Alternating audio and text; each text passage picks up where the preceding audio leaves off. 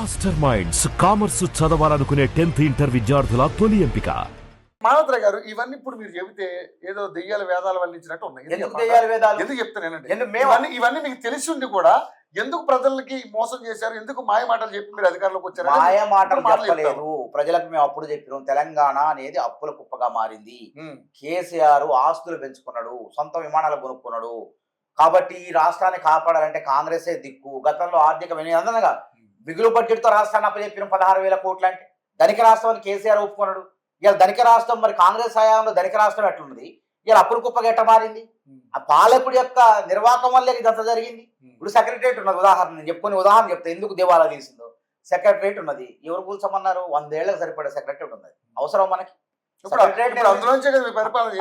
అవసరం ఏముందంటే అంత రాజభవనం ఎందుకంటున్నా? మనకి ఉన్న భవనాన్ని వాడుకొని ఆ సెక్రటరేట్ డబ్బులు 1,500 కోట్లకి నువ్వు డబుల్ బెడ్రూమ్లు కట్టినా కొన్ని కుటుంబాలకన్నా బాగుండేది కదా. మరి దాన్ని ఏమంటారు? దుబారా. అది దాని ఖర్చు ఎంత అయింది? 600 కోట్లు అంచనాలు వేసి 1,600 కోట్లు తీసుకుపోయి ఆ డబ్బులు మొత్తం జేబులో వేసుకున్నాం. ఏమొచ్చింది, ఏం జరిగింది? మనం అందులో కూర్చొని అదే ఉన్న ఏసీలు అన్నిటినీ భవనాల్ని పడగొట్టి అక్కడ ఆకాశవేరం లెక్క ఒక రాజమహల్ కడితే ఏమైతుంది? పరిపాలన అదే కదా ప్రజలకి. ఏమైంది? ఖజానా ఖాళీ అయింది. దానివల్ల ఒకప్పుడు డేరాల్లో ఉండి కూడా పరిపాలన డేరా కూడా చేశారు కదా. అందుకే అవసరాల బట్టి మనం ఉండాలా. మనం ఎచ్చులు పోతే ఏమైందంటే ఇదే గత, ఇది కేసీఆర్ పట్టిన గతే పడుతుంది. సరే, ఇప్పుడు ముఖ్యమంత్రి, సాక్షాత్ ముఖ్యమంత్రి చాలా ఓకే, కానీ ఈ అంశం మీద మాట్లాడదాం. సాక్షాత్ ముఖ్యమంత్రి రేవంత్ రెడ్డి గారు చేతులు ఎత్తేసే కార్యక్రమం చేశారు. ఎందుకంటే ఉన్న ఆర్థిక పరిస్థితులు ప్రజలకు వివరించి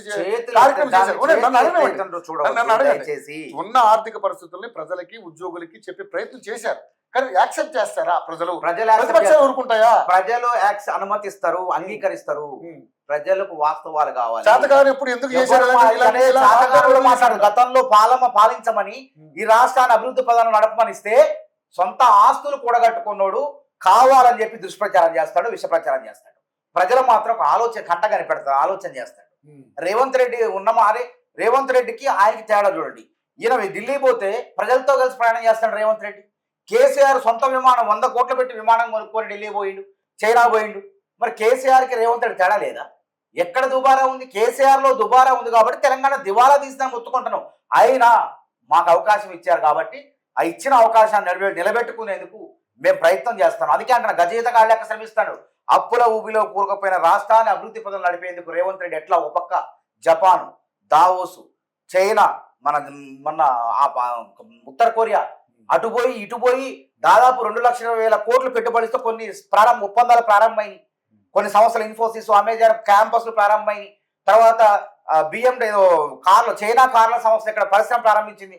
ఎక్కడెక్కడో దేశాలు వచ్చి అడిగినా కానీ వాళ్ళు ముందుకు ఆ దేశాల్లో పోకుండా హైదరాబాద్లో అనుకూలంగా వాతావరణం చెప్పి వాళ్ళు వచ్చి చైనా కార్ల కంపెనీ సంస్థ ఇక్కడ BDS అనుకుంటుంది, ఆ కంపెనీని పెడుతుంది. దానివల్ల ఎంతమందికి ఉపాధి అవకాశాలు వస్తాయి సార్ చూడండి, ఆలోచన చేయండి.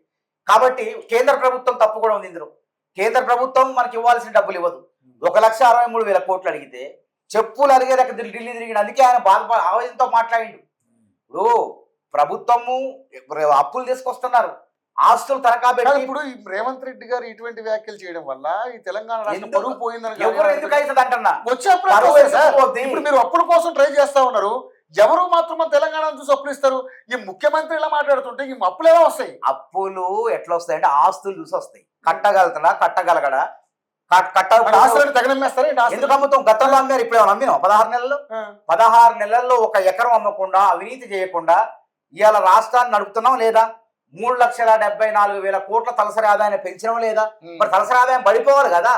తలసరి ఆదాయం తగ్గకుండా, రాష్ట్రంలో సంక్షేమ పథకాలు ఆగకుండా ముందుకు పోతున్నాం. కాబట్టి మధ్యలో ఈ సమ్మె అనే నోటీస్ ఇచ్చారు కాబట్టి, సమరం అనే మాట వచ్చింది కాబట్టి, సమరం ఎవరి మీద చేస్తారు మీరు?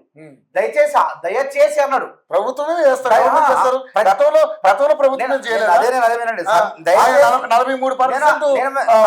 ఫిట్మెంట్ ఇచ్చి